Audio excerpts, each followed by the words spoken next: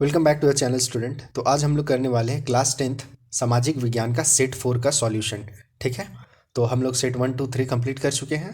तो प्लेलिस्ट पे आप जा करके मतलब डिस्क्रिप्शन बॉक्स में भी जा करके आप प्लेलिस्ट का लिंक ओपन करके देख सकते हैं। बाकी इंग्लिश हिंदी का भी इसका कंप्लीट हो चुका है क्लास 10 का। तो हम लोग स्टार्ट करते हैं। देखिए फर्स्ट क्वेश्चन है कि ऐसी सरकार या शासन व्यवस्था जिसकी सत्ता पर किसी प्रकार का कोई अंकुश ना होता कहा जाता है। तो क्या कहा जाता है? तो देखिए निरंकुश। ठीक है, फर्स्ट का नंबर। सेकंड है मतदाता मतदान के अधिकार को क्या कहते हैं? तो मताधिकार। सेकंड का नंबर हो जाएगा।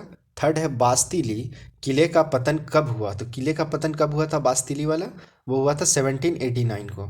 ठीक है, तो थर्ड का नंबर चूज कर लीजिए। उसके बाद है 1815 में आयोजित वियना सम्मेलन की मेजबानी किसने की थी? तो आपका मैटरनिख ने किया था। ठीक है, वियना सम्मेलन का मेजबानी मैटरनिख किया था। 5 नंबर है लिब्रे क्या था? तो लिब्रे क्या है? लिब्रे फ्रांसीसी मुद्रा है, जो करेंसी बोलते हैं पैसा। ठीक है, इंडिया का जैसे पैसा है, बांग्लादेश का टका है, उसी तरह लिब्रे जो है वो फ्रांसीसी मुद्रा है। सेकंड नंबर 6 नंबर है इरविन गांधी इरविन समझौता कब हुआ? तो गांधी इरविन समझौता जो हुआ था वो आपका 5 मार्च 5 मार्च 1931 में हुआ है। ठीक है, अब 7 नंबर देखिए, गांधी जी को पहली बार राष्ट्रपिता कहकर किसने संबोधित किया था? तो सुभाष चंद्र बोस ने कहा था। सुभाष चंद्र बोस ने गांधी जी को राष्ट्रपिता कहकर संबोधित किया था। 8 नंबर गीतांजलि किसकी रचना है? ये बहुत आपका वेरी वेरी इंपॉर्टेंट क्वेश्चन है। गीतांजलि ये आगे तक कंपटीशन एग्जाम में बहुत सारे एग्जाम में पूछता है। तो गीतांजलि आपका रविन्द्रनाथ टैगोर की रचना है। और याद रखिएगा कि रविन्द्रनाथ टैगोर को जो है नोबेल पुरस्कार यही गीतांजलि लिखने पे ही मिला था। एशिया के फर्स्ट लिटरेचर थे, मतलब साहित्यकार थे जिन्हें नोबेल प्राइज मिला था। अब 9 नंबर क्वेश्चन है हिंदुस्तान सोशलिस्ट रिपब्लिकन आर्मी की स्थापना किसने की? तो ये स्थापना है जो कि भगत सिंह किए थे। ठीक है, इनको भी याद रखिए। फिर भारतीय संविधान कब बनकर तैयार हुआ? तो देखिए ध्यान दीजिए कब बनकर तैयार हुआ। तो बनकर तैयार हुआ 26 नवंबर 1949 में। लागू करने का बात आएगा तो 26 जनवरी जो है आपका 26 जनवरी 1950 में ये लागू किया गया था। और ये बनकर तैयार हुआ था। अब स्कूल में संविधान का प्रस्तावना जो बोलते हैं हम भारत के लोग भारत को, उसमें भी देखिए कि एतद द्वारा 26 नवंबर 1949 ईस्वी को भारतीय संविधान को अंगीकृत अधिनियमित और आत्मार्पित करते हैं। ठीक है, अब है 10 नंबर क्वेश्चन कि आपके घर में एक दूध देने वाली गाय है, आप इसे किस तरह का संसाधन मानेंगे? तो देखिए ये आपको क्वेश्चन को बहुत घुमा रहा है, ज़्यादा घूमना नहीं है आपको। सिर्फ यही समझिए कि दूध जो है वो किस तरह का संसाधन है। तो दूध जो है जीवित प्राणी से मिलता है, इसीलिए जैव संसाधन है। 11 का नंबर हो जाएगा। 12 देखिए, जिस भूमि पर खेती की जाती है उसे क्या कहते हैं? तो उसे कृषि योग्य भूमि कहेंगे। जहाँ खेती करेंगे वो कृषि योग्य भूमि हो गया। उसके बाद है 13 बांगर और खादर किस प्रकार की मिट्टी है?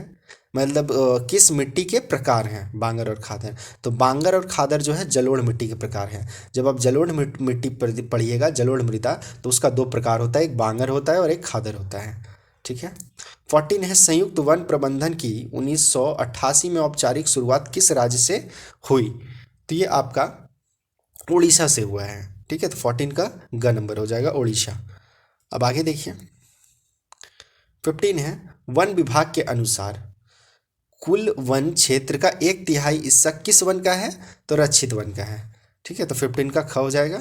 16 नंबर देखिए, भारत के 5% धनी लोग कितने प्रतिशत गरीब लोगों के बराबर संसाधन उपभोग करते हैं?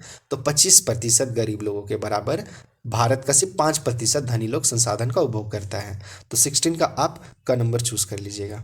17 है कि पश्चिमी राजस्थान में वर्षा जल संग्रहण की रीति किस कारण से कम हो रही है? तो देखिए ये जो आपका है इंदिरा गांधी नहर से 12 मासी जल सुविधा से है, इस कारण से। ठीक है, तो 17 का नंबर चूज कर लीजिए। आगे देखिए 18 है सिंचाई ने कई क्षेत्रों में निम्नलिखित में से किसे परिवर्तित कर दिया है? तो आपका फसल प्रतिरूप को परिवर्तित किया है। ठीक है, क्योंकि फसल उपजाते हैं, खेती बाड़ी करते हैं, तो उसी में सिंचाई का ज़रूरत है। तो उसका सिंचाई का संबंध फसल से है, तो ज़्यादा इधर उधर कंफ्यूज नहीं होना है। 18 का नंबर हो जाएगा। 19, प्रचुर मात्रा में जल उपलब्ध होने के बावजूद जल दुर्लभ कैसे होती जा रही है, तो जल का कमी कैसे आ रहा है। ऑप्शन देखिए, औद्योगिक कचरा और रसायनों से जल की गुणवत्ता में कमी हो रही है, तो हाँ ये है कारण। अत्यधिक प्रयोग से जल की मात्रा में कमी हो रही है, ये भी सही है, हम लोग अत्यधिक प्रयोग कर रहे हैं।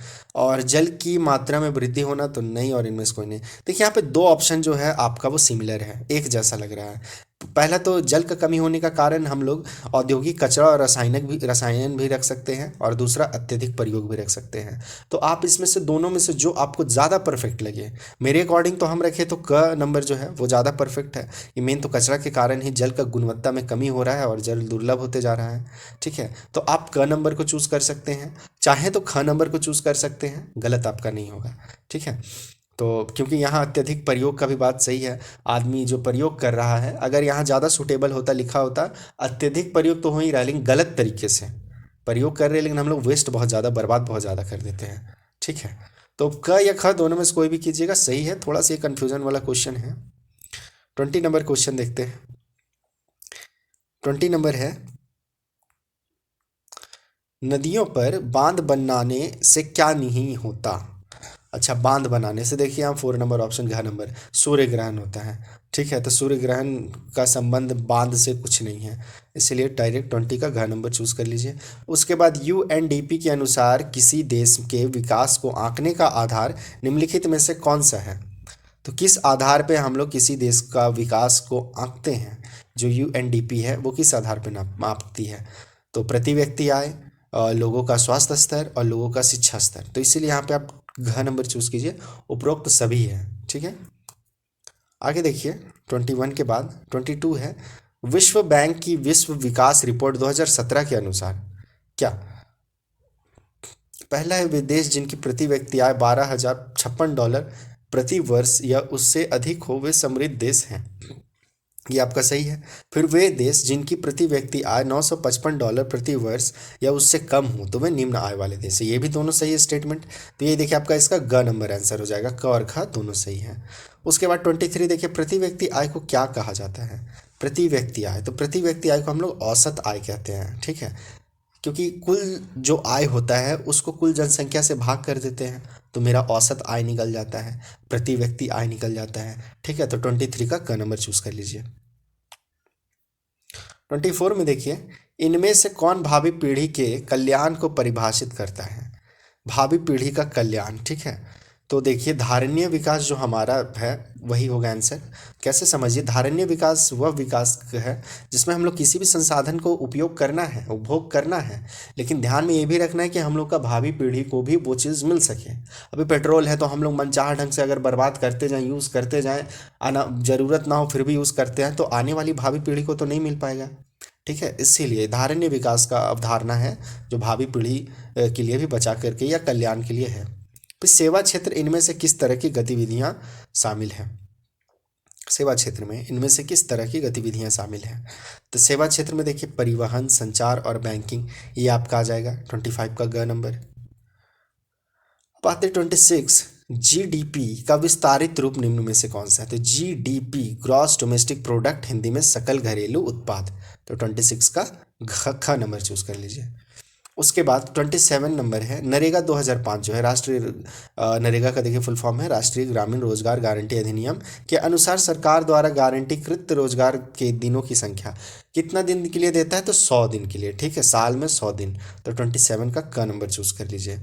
28 है, से सवेतन छुट्टी का प्रावधान किस क्षेत्र में है, यानी वेतन भी मिलेगा और छुट्टी भी मिलेगा, तो ये जो है आपका संगठित क्षेत्र में है। ठीक है, विशेष तौर पे सरकारी जो कहते हैं, संगठित क्या हुआ, सरकारी, लेकिन संगठित में सिर्फ सरकारी ही नहीं, कॉरपोरेट कंपनियां जो भी है, बड़ी बड़ी कॉरपोरेट कंपनियां हैं, वो वेतन के साथ भी छुट्टी देती हैं।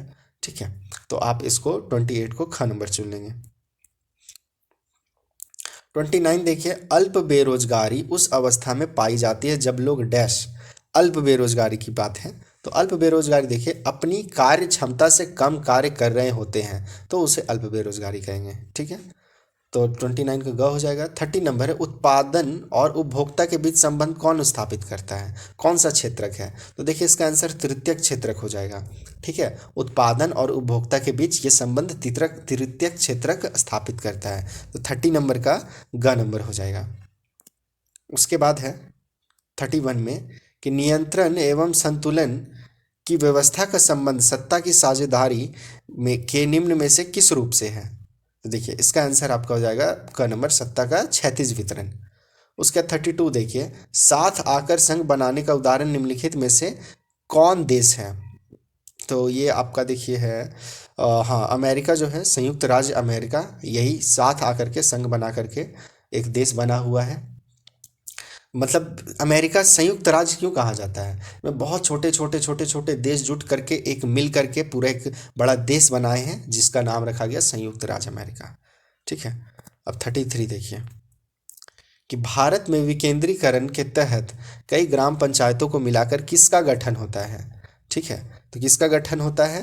तो पंचायत समिति का गठन होता है। 33 का घ हो जाएगा। फिर सत्ता का विकेंद्रीकरण में निम्न में कौन शामिल है? तो सत्ता का विकेंद्रीकरण में देखिए आपका ये केंद्र सरकार, राज्य सरकार और स्थानीय सरकार। तो 34 का घ नंबर चूज कीजिए। आगे देखते हैं कि नगर निगम के प्रधान को क्या कहते हैं? नगर निगम का जो प्रधान होता है उसको मेयर कहते हैं। ठीक है, टाउन जो एरिया है, अर्बन एरिया है, शहरी क्षेत्र, तो उसका जो प्रधान होता है वो मेयर कहलाता है। उसके बाद देखिए 36 कि बोलिविया की सरकार ने कोचबम्बा शहर में जलापूर्ति का अधिकार किसे बेच दिया था? तो बहुराष्ट्रीय कंपनी को बेच दिया था। 36 का ग नंबर चूज कर लीजिए, बहुराष्ट्रीय कंपनी, मल्टीनेशनल कंपनी को बेच दिया था। उसके बाद है निम्न में से कौन असत्य है? इसमें पहला है दबाव समूह और आंदोलन अपने लक्ष्य के लिए जनता का समर्थन हासिल करने की कोशिश करते हैं। ठीक है, ये हमको असत्य बताना है। फिर आंदोलन कभी राजनीतिक दल का रूप नहीं लेते हैं, ये भी ठीक है।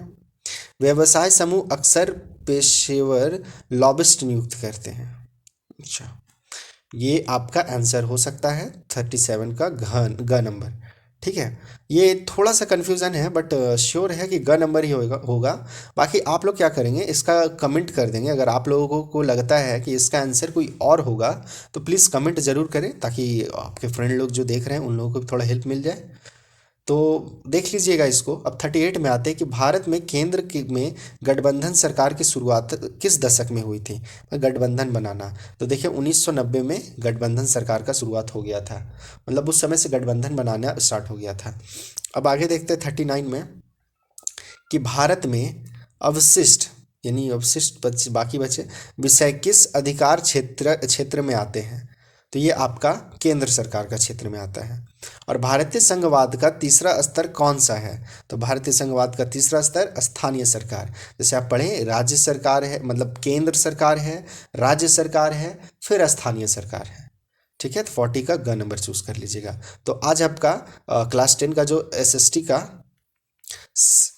का जो सेट है आपका, देखिएगा एसएसटी का सेट हो गया हम लोग का, कौन सा सेट 4 हो गया। सेट 4 कंप्लीट हो गया। तो आप लोगों को पता है क्या करना है। जो न्यू व्यूअर्स हैं कम से कम चैनल को सब्सक्राइब करें, और जो मेरे रेगुलर के पुराने व्यूअर्स हैं वो बस अपने फ्रेंड लोगों को शेयर कर दें, उन लोगों को भी थोड़ा हेल्प मिल जाएगा। तो हम लोग मिलते हैं फिर नेक्स्ट वीडियो में एसएसटी के मॉडल पेपर 5th के साथ। ठीक है, तो फिर मिलते हैं। आप वीडियो को लाइक ज़रूर करें और साथ ही शेयर करेंगे। हम लोग मिलेंगे नेक्स्ट वीडियो में, तब तक के लिए बाय एंड टेक केयर।